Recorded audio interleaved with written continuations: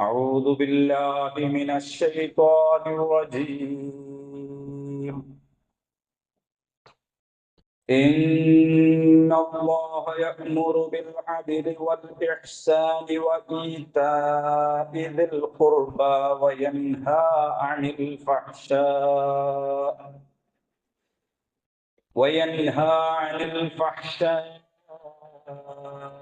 والمنكر والبغي يعظكم لعلكم تذكرون. സദഖല്ലാഹുൽ അദീം. ഏറെ ആദരണീയരായ സത്യവിശ്വാസികളെ, സത്യവിശ്വാസിനികളെ, നമ്മുടെ എല്ലാം സൃഷ്ടാവും നിയന്താവും പരിപാലകനുമായ അല്ലാഹു സുബ്ഹാനഹു തആല കൽപ്പിച്ചത് പ്രകാരം ജീവിതത്തിന്റെ എല്ലാ ഓരോ സന്ദർഭങ്ങളിലും തഖ്വ ഉള്ളവരായിരിക്കുവാൻ പരമാവധി പരിശ്രമിക്കണമെന്ന് ആദ്യമേ തന്നെ വസിയ്യത്ത് ചെയ്യുകയാണ്. അല്ലാഹു സുബ്ഹാനഹു തആല നമ്മെ എല്ലാവരെയും അനുഗ്രഹിക്കുമാറാകട്ടെ. നാം ജീവിച്ചുകൊണ്ടിരിക്കുന്ന ഈ ചുറ്റുപാട് ലജ്ജ നഷ്ടമായി പോയ ഒരു ലോകമാണ്. ആർക്കും എപ്പോഴും എന്തും പറയാം. പറഞ്ഞത് തൊട്ടടുത്ത നിമിഷം തന്നെ മാറ്റി പറയാം. ആർക്കും എങ്ങനെയും ജീവിക്കാം. മറ്റുള്ളവരെ പുച്ഛിക്കാം. ആരെക്കുറിച്ചും അപവാദം പറയാം. എന്ത് അശ്ലീലവും എഴുതാം, കാണിക്കാം. ഏത് വസ്ത്രവും ധരിക്കാം. മഹനീയമായ പവിത്രമായ നിക്കാഹിന്റെ വേദിയിൽ പോലും തോന്നിവാസങ്ങൾ നമ്മൾ കാണുന്നുണ്ട്. അതുപോലെ സ്ത്രീകളും പുരുഷന്മാരും തമ്മിലുള്ള ഇടകലരലുകൾക്ക് യാതൊരു പരിധിയുമില്ലാത്ത അവസ്ഥയാണ്. അത് സോഷ്യൽ മീഡിയയിലും അല്ലാതെയുമൊക്കെ അവിധം കുത്തഴിഞ്ഞ ഒരു ജീവിത രീതി നമ്മൾ കണ്ടുകൊണ്ടിരിക്കുകയാണ്. അഥവാ ഹയാ ഇല്ലാതായി പോയ ഒരു ലോകം. എന്താണ് ഹയാ എന്ന് പറയുന്നത്? ലജ്ജ എന്ന് പറയുന്നത് എന്താണ്? അത് അള്ളാഹുവിനോടുള്ള ഭയമാണ്. അതുപോലെ തന്നെ മറ്റു മനുഷ്യരോടുള്ള മാന്യതയാണ്. സ്വന്തം മനസാക്ഷിയോടുള്ള ബഹുമാനമാണ്. അള്ളാഹുവിനോടുള്ള ഭയവും മറ്റ് മനുഷ്യരുടെ മുമ്പിലുള്ള മാന്യതയും സ്വന്തം മനസാക്ഷിയോടുള്ള ബഹുമാനവും. മൻ ലാ ഹയാ ലഹു ലാ ഈമാന ലഹു. ആർക്കാണോ ലജ്ജയില്ലാത്തത് അയാൾക്ക് ഈമാനില്ല എന്നാണ്. അൽ ഹയാ വൽ ഈമാനു ഖുറനാഉ ജമീഅ ഫഇദാ റുഫിഅ അഹദുഹുമാ റുഫിഅൽ ആഖർ. ഈമാനും ലജ്ജയും ഇണകളാണ്, പിരിഞ്ഞു പോകാത്ത കൂട്ടാണ്. അതിൽ ഒന്നില്ലാതായാൽ മറ്റേതും ഇല്ലാതാകും. ഹയാ ഇല്ലാത്തവന് ഈമാൻ ഉണ്ടാവില്ല, ഈമാൻ ഇല്ലാത്തവന് ഹയാവും ഉണ്ടാവുകയില്ല.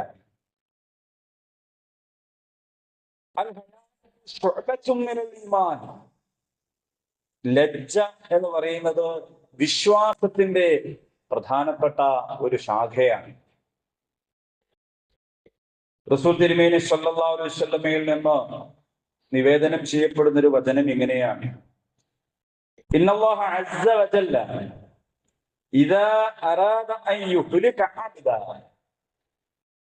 നിശ്ചയമായും അല്ലാഹു തആല ഒരു മനുഷ്യനെ നശിപ്പിക്കാൻ ഉദ്ദേശിച്ചാൽ നസഅ മിൻഹുൽ ഹയാ, അയാളിൽ നിന്ന് ഹയാഇനെ എടുത്തു കളയും. അതുകൊണ്ടാണ് എല്ലാ അമ്പിയാക്കളും പറഞ്ഞത് ലജ്ജയില്ലെങ്കിൽ പിന്നെ നിങ്ങൾക്ക് ഇഷ്ടമുള്ളത് ചെയ്തുകൊള്ളുക എന്ന അനുവാദമല്ല, അതൊരു ആക്ഷേപ വിമർശന സ്വരമാണ്. ലജ്ജയില്ലെങ്കിൽ പിന്നെ, ഹയാ ഇല്ലെങ്കിൽ പിന്നെ എന്താണ് ചെയ്തുകൂടാത്തത് എന്നർത്ഥമാണ്. അപ്പോൾ ഹയാ എന്ന് പറയുന്നത് നമ്മുടെ ഒരു നല്ല സ്വഭാവം എന്നത് മാത്രമല്ല, നമുക്ക് അള്ളാഹുവുമായിട്ടുള്ള ഈമാനിന്റെ ഒരു ഭാഗമായിക്കൊണ്ടാണ് പഠിപ്പിച്ചിട്ടുള്ളത്. അതിൽ ഒന്നാമതായി തന്നെ അള്ളാഹുവോടുള്ള ലജ്ജയാണ്. ഒരു വിശ്വാസി എന്നുള്ള നിലക്ക് അള്ളാഹുവിന്റെ മുമ്പിൽ തന്റെ പാപങ്ങളെ കുറിച്ച് ലജ്ജിക്കണം അയാൾ. കാരണം എന്തെല്ലാം അനുഗ്രഹങ്ങളാണ് അള്ളാഹു ചെയ്തു തന്നിട്ടുള്ളത്. നമ്മുടെ ജീവിതത്തിൽ ഒട്ടേറെ അനുഗ്രഹങ്ങൾ ചെയ്തു തന്നു എന്നല്ല, നമ്മുടെ ജീവിതവും നമ്മുടെ ജീവനും എല്ലാം അള്ളാഹു നമുക്ക് നൽകിയിട്ടുള്ള അനുഗ്രഹങ്ങളാണല്ലോ. ആ അനുഗ്രഹങ്ങൾ അനുനിമിഷവും ആസ്വദിച്ചുകൊണ്ടേയിരിക്കുകയാണ് നമ്മൾ ഓരോരുത്തരും. അങ്ങനെ എല്ലാ അനുഗ്രഹങ്ങളും ആസ്വദിച്ചു കൊണ്ടിരിക്കുമ്പോൾ നമ്മുടെ ശ്വസനത്തിലും നമ്മൾ കുടിക്കുന്നതിലും നമ്മൾ ഭക്ഷിക്കുന്നതിലും നടക്കുന്നതിലും എല്ലാം ഇപ്പോഴും എന്തെങ്കിലും ഒന്ന് നിശ്ചലമായി പോയാൽ നമുക്കറിയാം അതിന് എത്രത്തോളം പ്രയാസമുണ്ട് എന്ന്. എന്തെങ്കിലും ഒന്ന് അതിന്റെ ഘടനയിൽ നിന്ന് ഒരല്പം തെറ്റിപ്പോയാൽ നമുക്കറിയാം അതെന്തുമാത്രം പ്രയാസകരമായിരിക്കുമെന്ന്. ഒരു കുറവുമില്ലാതെ, ഒരു തകരാറുമില്ലാതെ പരിപൂർണമായ അവസ്ഥയിൽ അള്ളാഹു റബ്ബുൽ ഇസ്സത്ത് എനിക്ക് എല്ലാം തന്നിട്ടും ഞാൻ അവന്റെ കൽപ്പനകൾ പാലിക്കുന്നിടത്ത് പരാജയപ്പെട്ടു പോകുന്നുണ്ടല്ലോ. അവന്റെ കൽപ്പനകൾ പാലിക്കുന്നിടത്ത് ഞാൻ ജാഗ്രത കാണിക്കുന്നില്ലല്ലോ. ഇതാണ് ഒന്നാമതായി അള്ളാഹു തആലയോട് ഉണ്ടാകേണ്ടുന്ന നമ്മുടെ ലജ്ജ എന്ന് പറയുന്നത്. അവന്റെ കൽപ്പനകൾ ലംഘിക്കുന്നത് എന്തുമാത്രം മോശമായ ഒരു കാര്യമാണ് എന്നാണ്. ഹയാ ഇല്ലാത്തവന് ഈ ചിന്ത ഉണ്ടാവൂല. എന്ത് മോശം, അങ്ങനെ മോശത്തെക്കുറിച്ച് അയാൾ ചിന്തിക്കൂല. ലജ്ജയില്ലാത്തവരെ സംബന്ധിച്ചിടത്തോളം റബ്ബിന്റെ മുമ്പിൽ ഞാൻ കൽപ്പന ലംഘിക്കുന്നവനാണ് എന്നതൊരു മോശമായിട്ട് തോന്നൂല. അള്ളാഹുവിനോടുള്ള ലജ്ജ. പിന്നെ സ്വന്തം മനസാക്ഷിയോടുള്ള ലജ്ജ. ഒരു വ്യക്തി തന്റെ പ്രവൃത്തികളെ സ്വയം വിലയിരുത്തുകയും തെറ്റുകൾ തിരുത്തുകയും ചെയ്യണം. ആരെയും കാണിക്കാനല്ല, ആരോരും അറിയുന്നില്ല എങ്കിലും. പലപ്പോഴും നമ്മൾ പല കാര്യങ്ങളിലും ആൾക്കാർ കാണും എന്നാണ് പറയാ. ആൾക്കാർ കാണും എന്നതുകൊണ്ട് തെറ്റ് ചെയ്യാത്തവരുണ്ട്. മറ്റുള്ളവർ എന്ത് കരുതുമെന്ന് കരുതിക്കൊണ്ട് തെറ്റ് ചെയ്യാത്തവരുണ്ട്. CCTV ക്യാമറയുള്ളയിടത്ത് മാത്രം സൂക്ഷ്മത കാണിക്കുന്നവരുണ്ട്. എന്നാൽ അങ്ങനെയല്ല. ആരുമില്ലെങ്കിലും, ഒരാളും അറിയില്ലെങ്കിലും, ഒരാളും കാണുകയില്ലെങ്കിലും, സ്വന്തം തനിച്ച് ഉള്ള ഒരവസ്ഥയിൽ സ്വന്തത്തോട് തന്നെ ചെയ്യുന്ന തെറ്റുകൾ, സ്വന്തം മനസാക്ഷിയുടെ മുമ്പിൽ ലജ്ജയുള്ളവനായി തീരുക, അത് വളരെ പ്രധാനപ്പെട്ട ഒരു കാര്യമാണ്. ഞാൻ ഇങ്ങനെ ചെയ്യേണ്ടവനല്ല, ഞാൻ ഈ വാക്ക് പറയേണ്ടവനല്ല, ഞാൻ ഇത്തരം ചിത്രങ്ങൾ കാണേണ്ടവനല്ല, ഞാൻ ഇങ്ങനെയുള്ള മെസ്സേജ് അയക്കേണ്ടവനല്ല, ഞാൻ ഇങ്ങനെ പെരുമാറേണ്ടവനല്ല എന്ന് സ്വന്തത്തെക്കുറിച്ച് തന്നെ ഉള്ള ഒരു ബോധം, അത് വലിയ ഒരു കാര്യമാണ്. മറ്റൊന്ന് സമൂഹത്തോടുള്ള ലജ്ജയാണ്. മറ്റുള്ളവരോടുള്ള മര്യാദയും മാന്യമായ പെരുമാറ്റവുമൊക്കെ ഈ ഹയാഇന്റെ ലജ്ജയുടെ ഭാഗമാണ്. മറ്റുള്ളവരോടുള്ള പെരുമാറ്റത്തിൽ ഞാൻ അഹങ്കാരത്തോടു കൂടി പെരുമാറുകയാണെങ്കിൽ അത് യഥാർത്ഥത്തിൽ സമൂഹത്തിൽ അത് എനിക്ക് തന്നെ ക്ഷീണമാണ്. എന്റെ പേഴ്സണാലിറ്റി, എന്റെ വ്യക്തിത്വം, എന്റെ ശഖ്സിയത്ത് അത് തകരാറായി പോവുകയാണ് ചെയ്യുന്നത്. ഞാൻ ഒരാളോട് എടുത്തുചാടി സംസാരിക്കുമ്പോൾ, മോശമായി പെരുമാറുമ്പോൾ, എന്റെ കമന്റ് മോശമായി തീരുമ്പോൾ, അങ്ങനെ സമൂഹത്തിന് മുമ്പാകെ ഒരു മര്യാദ വേണം എനിക്ക്, എന്റെ വാക്കുകൾക്ക് മര്യാദ വേണം. പക്ഷെ നമ്മൾ പലപ്പോഴും പറയാറുള്ളത്, ഞാന് നല്ലോണാണെങ്കിലും നല്ലോണാണ്, മോശമായാലും ഞാൻ വളരെ മോശമാണ് എന്ന് പറയാറുണ്ട്. തെറ്റുമ്പൊക്കെ ആളുകൾ പറയുന്നേക്കാം, എന്നവന് ശരിക്കും മനസ്സിലായിട്ടില്ല. അല്ലെ? നിങ്ങൾ ആലോചിച്ച് നോക്കൂ, എന്നെ അവന് ശരിക്കും തിരിഞ്ഞിട്ടില്ല. ഞാൻ നല്ലോണാണെങ്കിൽ നല്ലോണാണ്, തെറ്റിയാൽ മഹാബെടക്കാണ് ഞാൻ എന്ന് ചില ആളുകൾ പറഞ്ഞു കളയും. സുബ്ഹാനല്ലാഹ്, എന്തുമാത്രം ചെറിയ വർത്തമാനമാണ് അയാൾ പറയുന്നത്, മോശപ്പെട്ട വർത്തമാനമാണ് അയാൾ പറയുന്നത്. ഖുർആൻ പറയുന്നത് മുഅ്മിനീങ്ങളോട് നിങ്ങൾ നല്ലത് കൊണ്ട് പ്രതിരോധിക്കുക എന്നാണ്. എന്നോട് നല്ലവണ്ണമാണെങ്കിൽ ഞാനും നല്ലവണ്ണം, എന്നോട് മോശമാണെങ്കിലും ഞാൻ നല്ലവണ്ണമാണ് എന്ന് പറയാൻ കഴിയും. എന്നെ നല്ലത് പറഞ്ഞാലും ഞാൻ നല്ലത് പറയും, എന്നെ ചീത്ത വിളിച്ചാലും ഞാൻ നല്ലത് പറയും എന്ന് പറയാൻ കഴിയുമ്പോഴാണ് അവിടെ ഹയാ ഉണ്ടാകുന്നത്. അപ്പോഴാണ് ഈമാൻ ഉണ്ടാകുന്നത്. ഈമാനും ഹയാവും അത് രണ്ടും ഇണകളാണ്, പിരിഞ്ഞു പോകാത്ത ഇണകൾ. ഒന്നില്ലാത്തപ്പോൾ മറ്റേതിനും നിലനിൽപ്പില്ല എന്ന് പറയുന്നത് അവിടെയാണ്. പ്രകോപനങ്ങൾ മാത്രമല്ല നമ്മുടെ ജീവിതത്തിൽ ഉണ്ടാവുക, പ്രലോഭനങ്ങൾ ഉണ്ടാകും. കത്തികാട്ടി, തോക്ക് കാട്ടി, ബോംബ് കാട്ടി ഭീഷണിപ്പെടുത്തുന്ന അവസ്ഥകൾ മാത്രമല്ല പലപ്പോഴും ഉണ്ടാവുക, മനോഹരമായത് തലയിൽ വെച്ച് നീട്ടുന്ന അവസരങ്ങൾ ഉണ്ടാകും. അത്തരം അവസരത്തിൽ അള്ളാഹു കാണും. ഇന്നി അഖാഫുല്ലാഹ്, ഞാൻ അള്ളാഹുവിനെ ഭയപ്പെടുന്നു. മഹാനായ യൂസുഫ് അലൈഹിസ്സലാം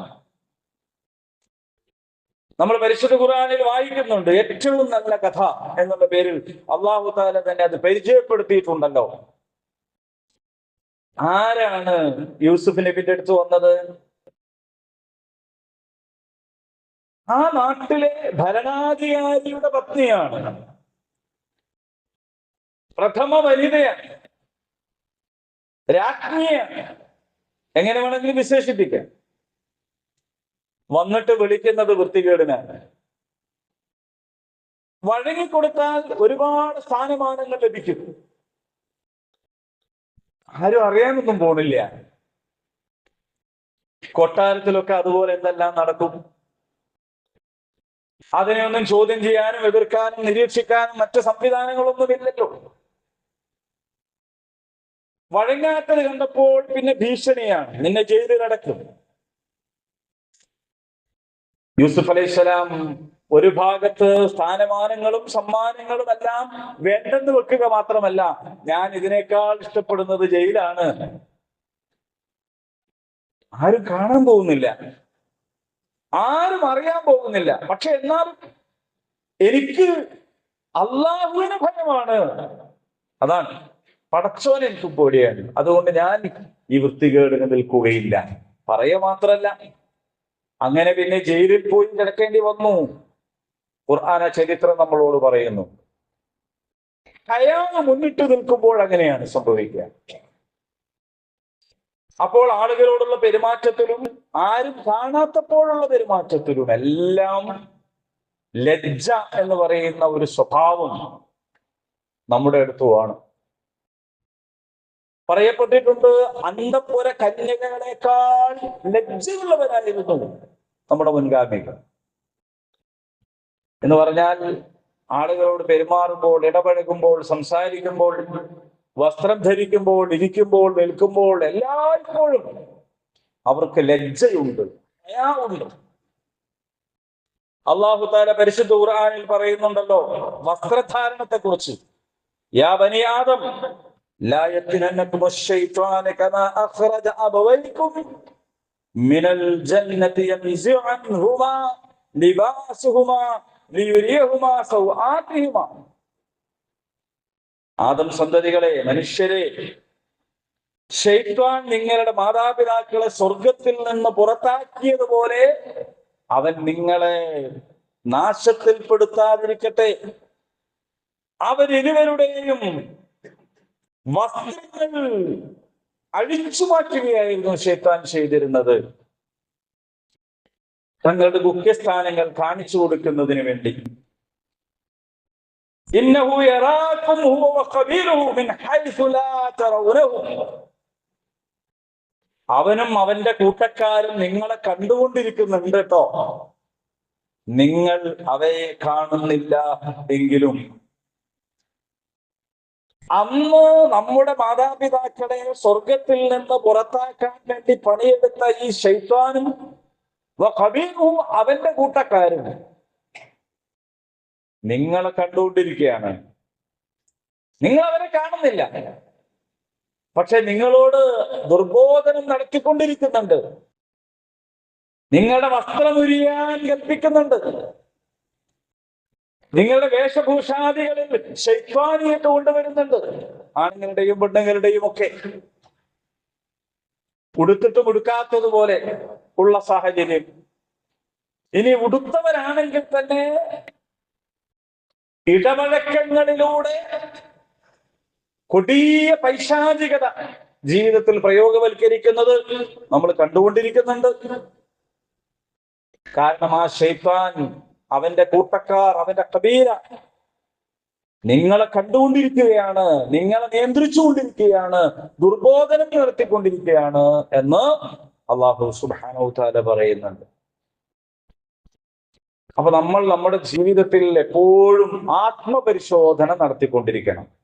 നമ്മുടെ പ്രവർത്തനങ്ങൾ ലജ്ജയുള്ള ഒരാളുടെ, ഹയാ ഉള്ള ഒരാളുടെ പ്രവർത്തനമാണോ? ഞാൻ ഒരാളോടൊരു വാക്ക് പറഞ്ഞാൽ അത് എഴുതി വെച്ചോ ഇല്ലേ എന്നതൊക്കെ വേറെ കാര്യമാണ്. ആ പറഞ്ഞ വാക്കിൽ എനിക്ക് ഉറച്ചു നിൽക്കാൻ കഴിയുന്നുണ്ടോ? അതിനേക്കാൾ ലാഭകരമായ മറ്റൊന്ന് കാണുമ്പോൾ ഞാൻ പറഞ്ഞത് വാക്കല്ലേ, മാറ്റാൻ പറ്റൂ എന്ന് ചോദിക്കാൻ കഴിയുന്നുണ്ടെങ്കിൽ അതിനർത്ഥം എനിക്ക് ഹയാ ഇല്ല എന്നാണ്. മൊബൈൽ സ്ക്രീനിലേക്ക് ഇങ്ങനെ നോക്കുമ്പോ നമ്മൾ ആവശ്യപ്പെടാത്തതും വേണ്ടാത്തതും ഒക്കെ അതിലിങ്ങനെ വന്നുകൊണ്ടിരിക്കും. അതിപ്പോ ഒരു നിഴലല്ലേ, അതൊരു സ്ക്രീനിലുള്ള ഒരു കാഴ്ചയല്ലേ എന്ന് വിചാരിച്ച് കണ്ടിരിക്കാൻ എനിക്ക് കഴിയുന്നുണ്ടെങ്കിൽ അതിനർത്ഥം എനിക്ക് ഹയാ ഇല്ല എന്നാണ്. ഹയാ ഇല്ല എന്ന് പറഞ്ഞാൽ അതിനർത്ഥം ഈമാൻ ഇല്ല എന്നാണ്. കാരണം അത് രണ്ടും ഒന്നിച്ചേ ഉണ്ടാവും. ഈമാനൊക്കെ ഉണ്ട്, ഹയാ ഇല്ല, അങ്ങനെയുള്ളൊരു അവസ്ഥ ഉണ്ടാവൂല. അതുകൊണ്ട് ഹയാ ഇല്ല എങ്കിൽ അപ്പൊ ഈമാൻ ഇല്ല എന്ന് മനസ്സിലായിക്കൊള്ളണം.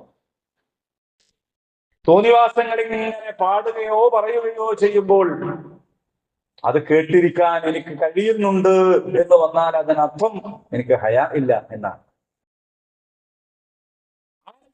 ഇടപഴകുന്നിടത്ത് സൂക്ഷ്മത കാണിക്കുന്നില്ല, ഞാൻ തട്ടിയും മുട്ടിയും ഉരുമിയും ഒക്കെ എനിക്ക് മുന്നോട്ട് പോകാൻ കഴിയുന്നുണ്ട് എങ്കിൽ അതിനർത്ഥം എനിക്ക് ഹയാ ഇല്ല എന്നാണ്.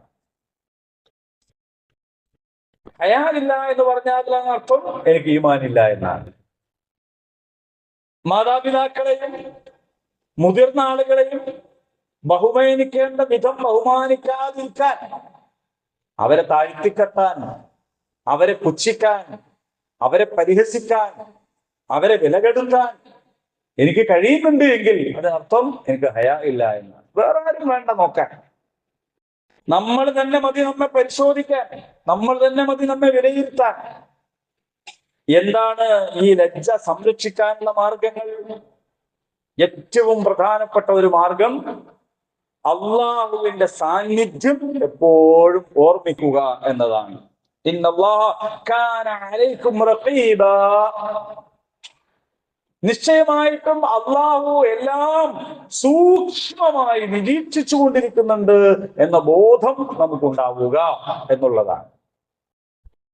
അപ്പൊ എവിടെയാണെങ്കിലും നമുക്ക് ആ ബോധം ഉണ്ടാകും. എപ്പോഴും നമ്മെ അള്ളാഹു കാണുന്നുണ്ട് എന്ന ബോധം നമ്മുടെ ലജ്ജാബോധത്തെ ശക്തിപ്പെടുത്തും. രണ്ടാമത്തത് നല്ല സുഹൃത്തുക്കളെ തിരഞ്ഞെടുക്കുക എന്നുള്ളതാണ്.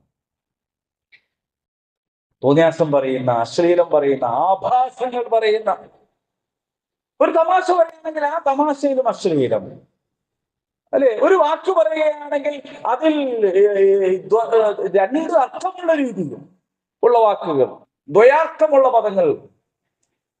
എങ്ങോട്ടെങ്കിലും പോവുകയാണെങ്കിൽ യാതൊരു തരത്തിലും നാണക്കേട് തോന്നാതെ മുന്നോട്ട് പോകുന്ന ഇത്തരം കൂട്ടുകാരുണ്ടെങ്കിൽ നമ്മളും പതിയെ പതിയെ പതിയെ നമ്മുടെ ലജ്ജാബോധം ഊരിപ്പോകും.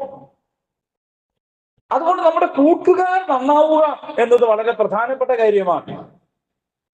അള്ളാഹുവിനോട്, അള്ളാഹുവിനെ കുറിച്ച് ബോധമുള്ള, ഈമാനുള്ള, തഖ്വയുള്ള, ഇഹ്സാനുള്ള ആളുകളായിരിക്കുക നമ്മുടെ കൂട്ടുകാർ. രണ്ടാമത്തത്. മൂന്നാമത്തെ കാര്യം, അള്ളാഹുവിനോട് ദുആ ചെയ്തുകൊണ്ടിരിക്കുക. അള്ളാഹുവേ, എന്റെ ഹൃദയത്തിൽ നീ ലജ്ജയും ഈമാനും വർദ്ധിപ്പിക്കണമേ എന്ന് എല്ലായ്പ്പോഴും പ്രാർത്ഥിച്ചുകൊണ്ടിരിക്കുക.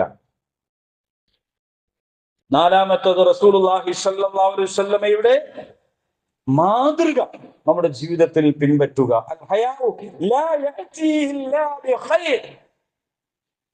ലജ്ജ എന്ന് പറയുന്നത് നന്മയല്ലാതെ വരുത്തുകയില്ല. മോശമായി പോയല്ലോ, ഞാൻ ലജ്ജ കാണിച്ചു നിന്നതുകൊണ്ട് എന്റെ പദവി നഷ്ടപ്പെട്ടു പോയല്ലോ, ഞാൻ തരം താഴ്ത്തപ്പെട്ടവനായല്ലോ, എനിക്കെന്തോ നഷ്ടം വന്നു പോയല്ലോ, അങ്ങനെ ഇല്ല.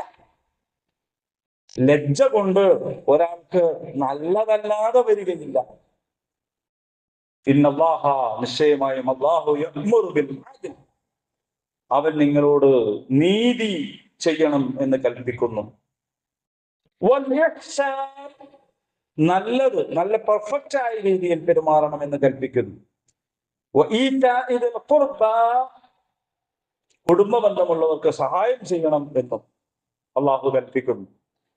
വയൻഹാ അനിൽ ഫഹ്ശാഇ വൽ മുൻകർ, നീചവും നിഷിദ്ധവുമായ കാര്യങ്ങൾ, വൽബഗി, അതിക്രമങ്ങൾ, അതൊക്കെ അല്ലാഹു നിങ്ങളോട് വിരോധിക്കുന്നു. യഅ്ലുക്കും ലഅല്ലക്കും തദക്കറൂൻ, അവൻ നിങ്ങൾ ഉപദേശിക്കുകയാണ്, നിങ്ങൾ കാര്യങ്ങൾ മനസ്സിലാക്കുന്നതിന് വേണ്ടി എന്ന് അല്ലാഹു തആല പറയുകയാണ്. അല്ലാഹു ഹിദായത്ത് ലഭിച്ച മുത്തഖീങ്ങളിൽ, മുഹ്സിനീങ്ങളിൽ, മുത്തഖീങ്ങളിൽ അല്ലാഹു സുബ്ഹാനഹു വ തആല നമ്മെ എല്ലാവരെയും ഉൾപ്പെടുത്തി അനുഗ്രഹിക്കുമാറാകട്ടെ.